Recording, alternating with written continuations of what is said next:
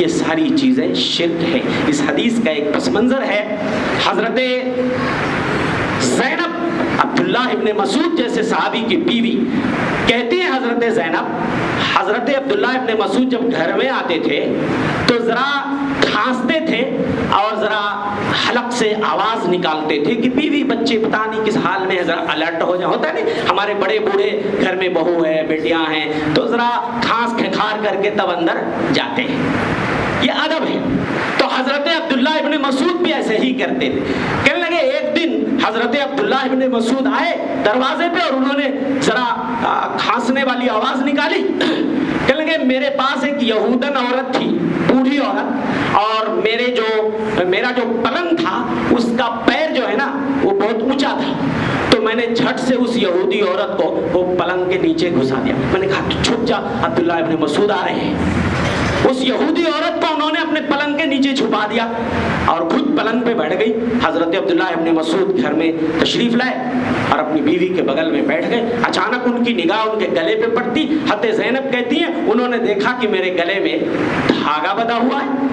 کہنے لگے ارے زینب تم میری بیوی ہو اور تمہارے گلے میں دھاگا دیکھ رہا ہوں۔ کہنے لگی ہاں، اس دھاگے میں یہ کوئی معمولی دھاگا نہیں ہے، جیسے کہتے نہیں ہمارے وہاں ارے یہ انگوٹھی ہم وہاں سے لائے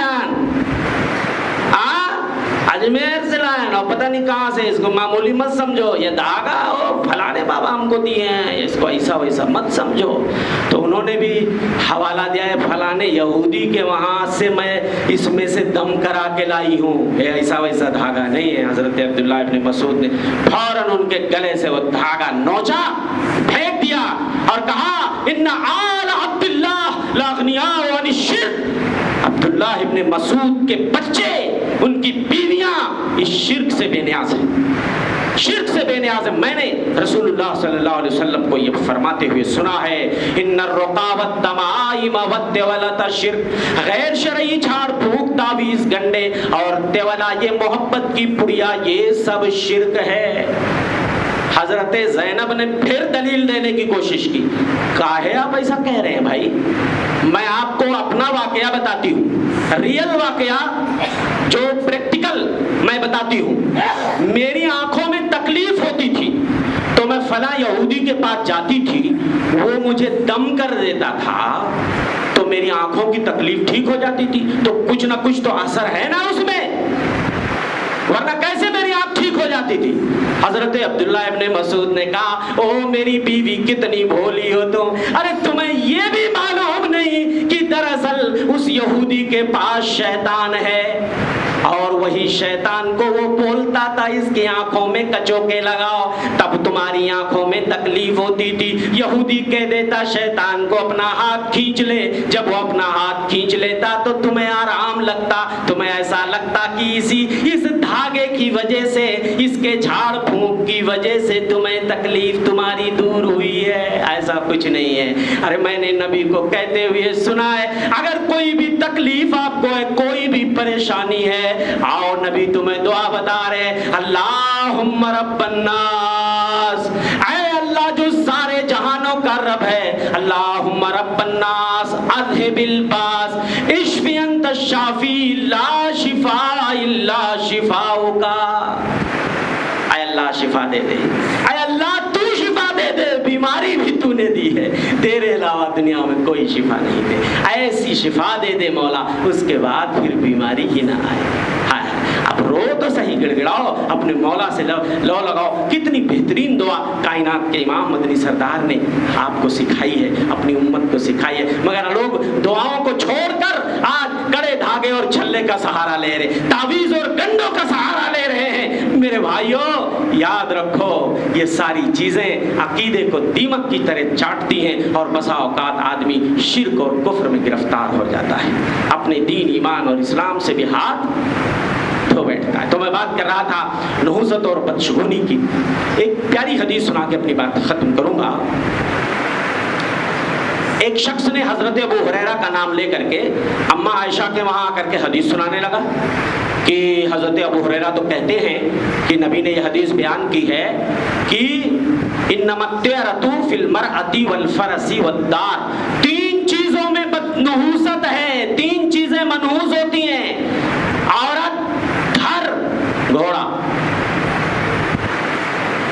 عائشہ نے کہا یہ یہودیوں کی سازش ہے، اللہ انہیں غارت کرے، میرے نبی نے ایسی کوئی حدیث نہیں بیان کی۔ میرے نبی نے جو حدیث بیان کی ہے وہ اس طرح ہے، کان اہل الجاہلیہ یقولون، زمانے جاہلیت میں لوگ ایسا کہتے تھے کہ تین چیزوں میں بدشگونی، نحوست ہے، عورت میں نحوست ہے، گھر میں نحوست ہے، گھوڑے میں نحوست ہے، حالانکہ نحوست کسی چیز میں نہیں ہے۔ اور اس کے بعد سورہ حدید کی آیت نمبر 22 اما عائشہ نے پڑھ کے سنائی، ما اصاب من مصیبت فی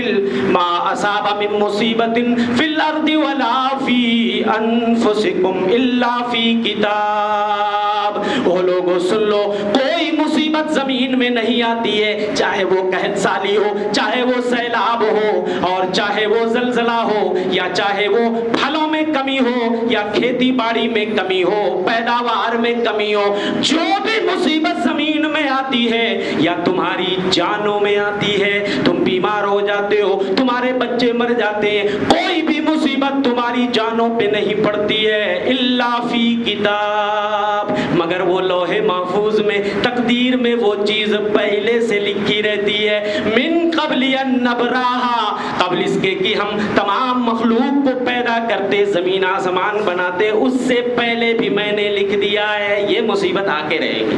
جو تقدیر میں لکھی ہے تو ہمیں صبر کرنا چاہیے اور اللہ سے اچھی امید رکھیے، حسن ظن رکھیے، اس لیے کہ اللہ تعالیٰ فرماتا ہے انا عند ظن عبدی بی، بندہ میرے بارے میں جو گمان رکھتا ہے میں اس کے گمان کی طرح اس کے ساتھ برتاؤ کرتا ہوں۔ یہ آپ گمان رکھیے اپنے اللہ کے بارے میں کہ اللہ مصیبت بھی تو نے دی ہے، اللہ اس کو ڈالے گا بھی تو، اور اے اللہ ہر نعمت تیری طرف سے ہی آتی ہے۔ تو میرے بھائیوں، اللہ کے رسول فرماتے لا یموتن احدکم الا وهو یحسن الظن باللہ، دنیا سے کوئی نہ جائے مگر اس حال میں کہ اللہ کے ساتھ اچھا گمان ہونا چاہیے، اور اپنے دین ایمان عقیدے کو بچانے کی فکر کرو میرے بھائیوں۔ اس لیے میں کہتا ہوں ایک ابھیان چھیڑ دینا چاہیے عقیدے کی درستگی کے لیے، جہاں بھی علماء جائیں، خطبہ جائیں، دعات مبلغین جائیں، سب سے پہلے عقیدہ سکھاؤ۔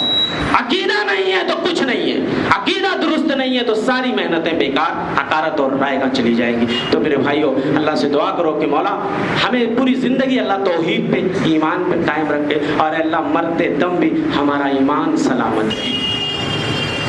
غرور مت کرو کہ ہمارا ایمان تو بڑا مضبوط ہے، تو ہمیں ڈرنے کی کاہے ضرورت ہے۔ ٹھیک ہے، ایمان مضبوط ہے، بڑی اچھی بات، لیکن ڈرنا چاہیے۔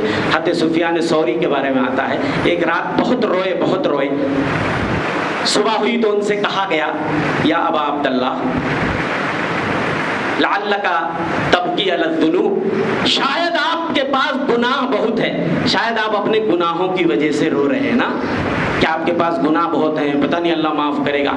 ایک تنکا اٹھایا اور کہا میرے گناہ تو اس تنکے سے بھی حقیر ہے میری نگاہوں میں، ولکنی اخاف ان یسلب منی ایمانی عند الموت، ارے میں ڈر رہا ہوں کہ موت کے وقت کہیں میرا ایمان نہ کھینچ لے میرے دل سے، میری توحید نہ چلی جائے، میں اس لیے رو رہا ہوں، میں گناہ کی وجہ سے نہیں رو رہا ہوں۔ تو اللہ سے دعا کیجیے اللہ کہ آخری وقت تک اللہ ہماری ایمان کو سلامت رکھے، ہماری توحید کو سلامت رکھے۔